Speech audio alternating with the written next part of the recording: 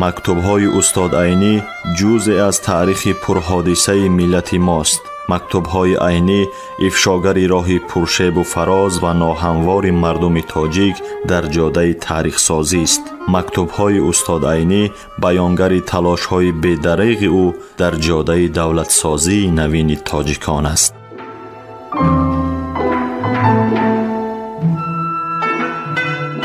سامیان عزتمند، حالا شما از بخش خوانش ادبی مکتوب‌های استاد عینی را با نویسندگان و اندیشمندان همزمانش با چهره‌های علم و ادب تاجیکی در تهیه، تحریر، برگردانی و نشر آن کارمندان اینستیتوت زبان و ادبیات به نام رودکی اکادمی ملی علم‌های تاجیکستان، ادبیات شناس انزورت ملکزاد و گلبهار عثمانова سهم گذارند.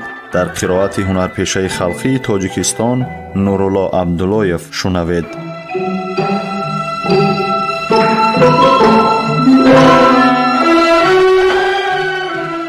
با عبدالسلام دهاتی 29 ماه نوح سال 45 سمرقند.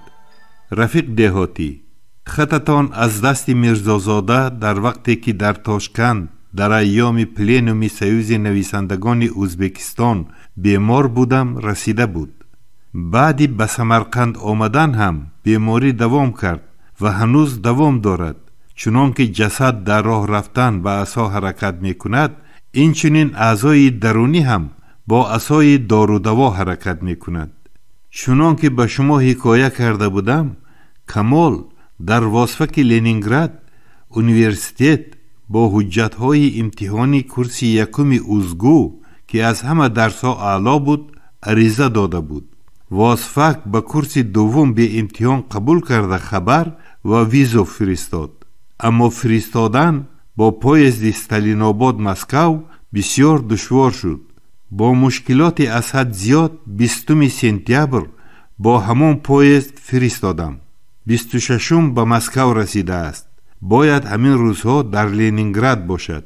مشکلات اوزاد کردنم را میرزازاده حکایه می کنند. موافق مشورت شما برای پرسنل استیپندیا به نرکمپراس تاجیکستان عریضه و از همین خصوص به سیوز نویسندگان تاجیکستان به شما خط و این چنین به سیکه به رفیق پولاتوف مکتوب فرستادم. همین روز 29 سپتامبر وقتی که کاغذهای مذکور را به پوچت سپاریده می آمدم، به رفیق میرزازاده که رفتگار استالیناباد بودند واخوردم و از مکتوبهای فرستاده با همین خط به شما معلومات دادن را لازم دانستم، چون که پوچتچی باید کاغذها را دیرتر برده رساند. وقتی که کاغذها رسید، یارمندی‌های در کاری به عمل خواهد آورد. دیروز از پوچتا 1000 سوم از سیوز رسید. به حساب المنخ گفته است. ندانستم برای قصیده باشد یا بیدیل. اگر برای بیدیل می بود باید زیادتر می شد. دگوار ما خیلی بسیار شد. فیلیال هم برای بیدیل دگوار فرستاد. اما خودم قلم به دست گرفته نمی توانم. نمی دانم که این مجبوریت های وقتش رسیده را چگونه اجرا می کرده باشم. برفیق نعمت اللهیف و اولوغزاده و ترسونزاده و دیگران سلام. به سلام رفیقانه عینی.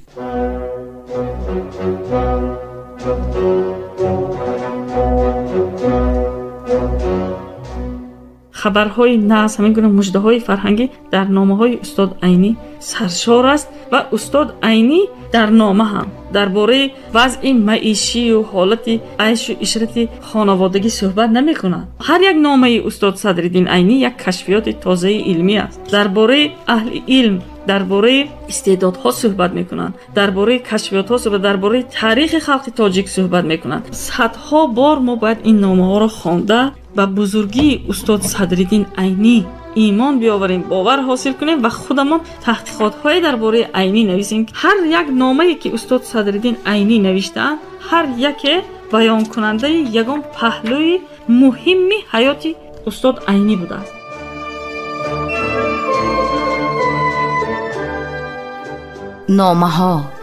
نامه‌های سرنوشت ساز و تاریخ ساز ملت.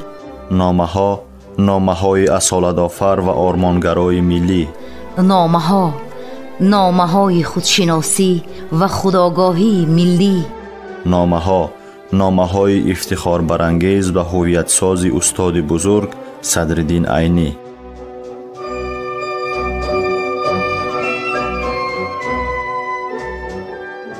رفیقان قدردان، در دنیا هیچ دولتی و خلقی نیست که مانند دولت و خلق تاجیک اهل علم و ادبیات را به این درجه حرمت، غمخواری و قدرشناسی کند.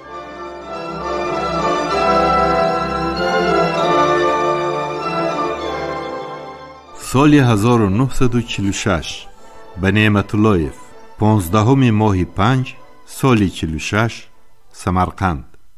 رفیق نعمت اللهیف واصفی را تمام کرده امروز فرستادم.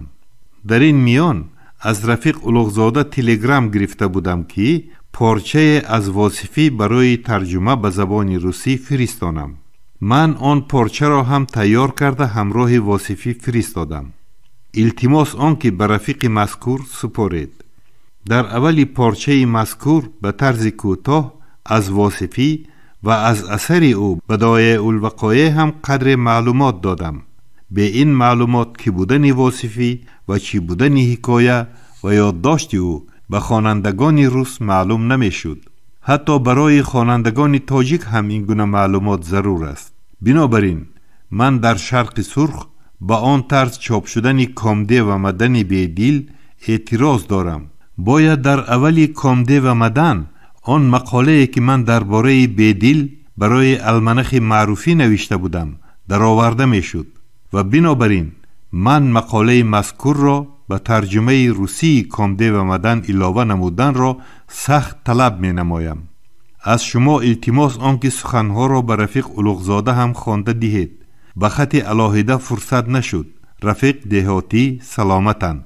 از وجهی به من کاتب تعیین نمودن به تفصیل نوشتنتان را خواهشمندم. من شنیدم که به من ماشین مرحمت کردند. از بس که امروزها 100 قدم هم باشد پیاده گردی به من از امکان بیرون شده است. این انعام بسیار به موقع افتاده است. در سال 1935 در وقتی که به من ماشین دادن را قرار داده بودند، من به رفیق اولوغزاده گفته بودم که لازم نیست، هنوز پیاده گشته می توانم. اما حاضر احوالم تماما دیگر است. امروزها برای من یا سواری لازم یا تابوت.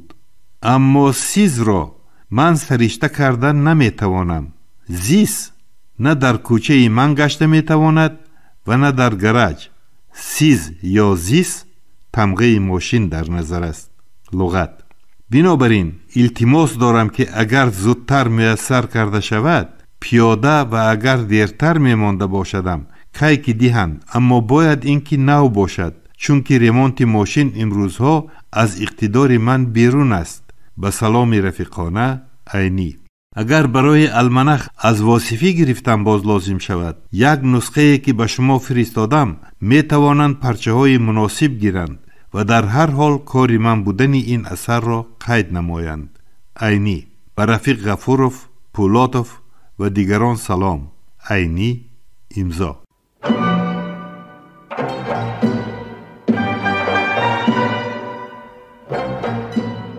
سامعان عزتمند، یادرس می شویم که شما از بخش خوانش ادبی مکتوب‌های استاد عینی را با شخصیت‌های بزرگ زمانش که دارای اهمیت مخصوص علمی و ادبی‌اند در قرائت هنرپیشه خلقی تاجیکستان نورالله عبداللهیف از رادیوی فرهنگ شنیدید.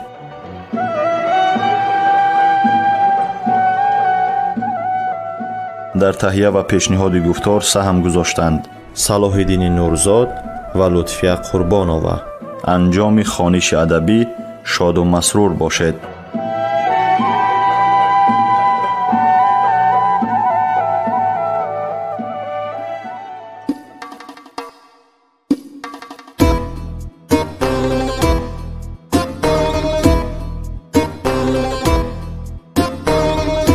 عمری عینی از برای خلق صرفی خامشو، خلقی ما را دفتری عینی شهادت نامشو.